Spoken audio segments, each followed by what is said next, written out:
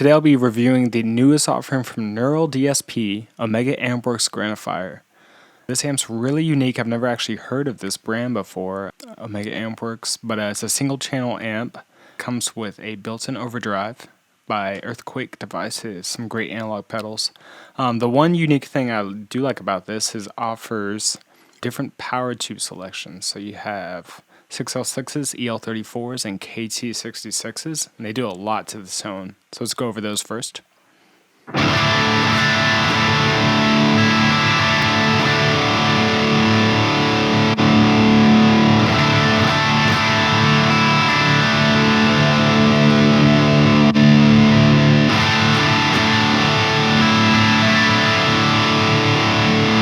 Yeah, the KT66 sound awesome. It's got a voice switch, so you can change it up to kind of offer some different sounds. Let's try that out.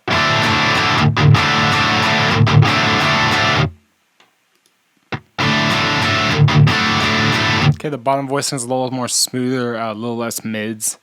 I kind of like that top voicing with the KT66. Has a lot of bite and aggressiveness to it. Now, keep in mind there's no post-processing on my 2-bus or the guitar bus. It's just the plugin. And this is all in the default setting. Okay, just like the other plugins, they offer the graphic EQ, which I think is pretty good, especially for wanting to shape a rhythm tone to a lead tone. Okay, and the cab options. Looks like you have 2 different options going on here with tons of mic variations. I really like how this company uses kind of like their interface. It just makes it really smooth and easy, and it's easy just to kind of dive into it. And also the sweepable cone just does a lot for the different sounds.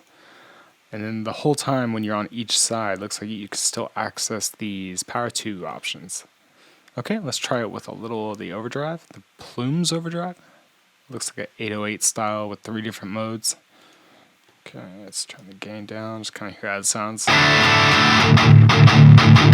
Okay, let's turn it back off.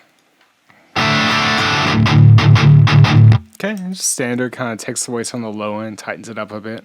Let's see what the modes do.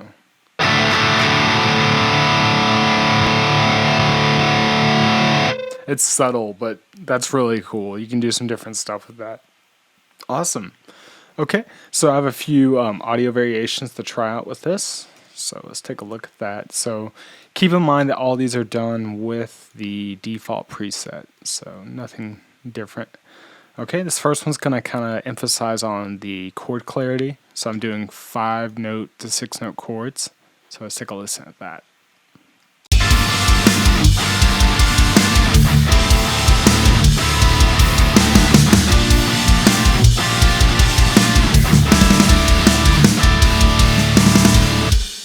Yeah, awesome. I mean, in a mixed context, this would be really easy to play. Really nice mid-range. I just, where like the Nameless has like a really good top end and clarity for really low tune stuff. This has like a growl to it that I find very pleasing.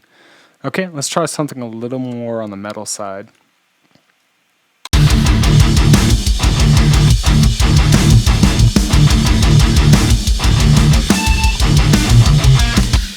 Very Lamb of God-ish. No shame.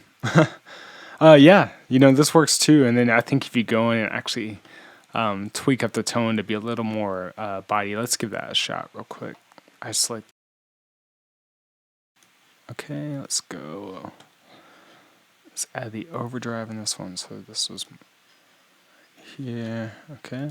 Yeah, just set up like a normal tube screamer. Let's try the KT66s, add some detail to it. Okay, we'll start there and just kind of hear how that sounds. And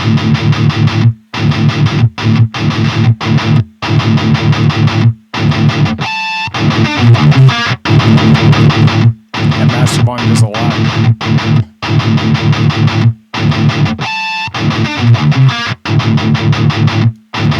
Okay, put this back in the mix with the other one.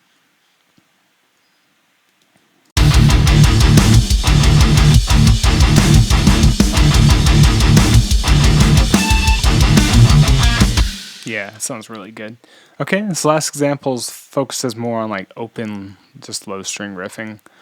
Let's hear before we do that, I'm going to match the amp sound I just created. Okay.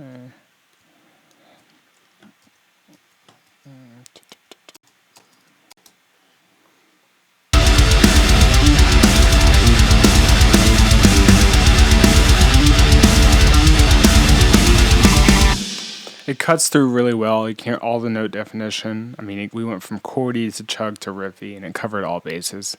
It's really neat. So the last thing I was kind of curious about is, this definitely does great for rhythm, but how would it sound if we were actually do some kind of lead tone? Okay, so I'm going to add some delay on the post. Okay. Cool. EL34 is just to try for a different tone. A little more gain, a little more tone on that. Okay, amp style, kind of like the higher voicing on this. We'll try that. Add a little more depth, roll off the bass, a little less gain. Okay, let's see how this sounds on my neck pickup.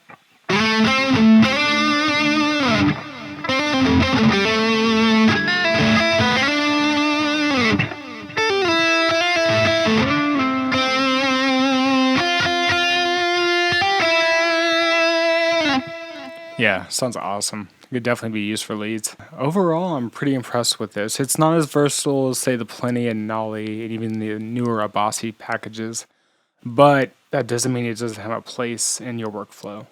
And like I mentioned with this company, they really simplified the process of getting good sounds. With other companies, I find them having to mix and match plugins a lot more and cab IRs, and all that does is just take away from your creative flow and your workflow.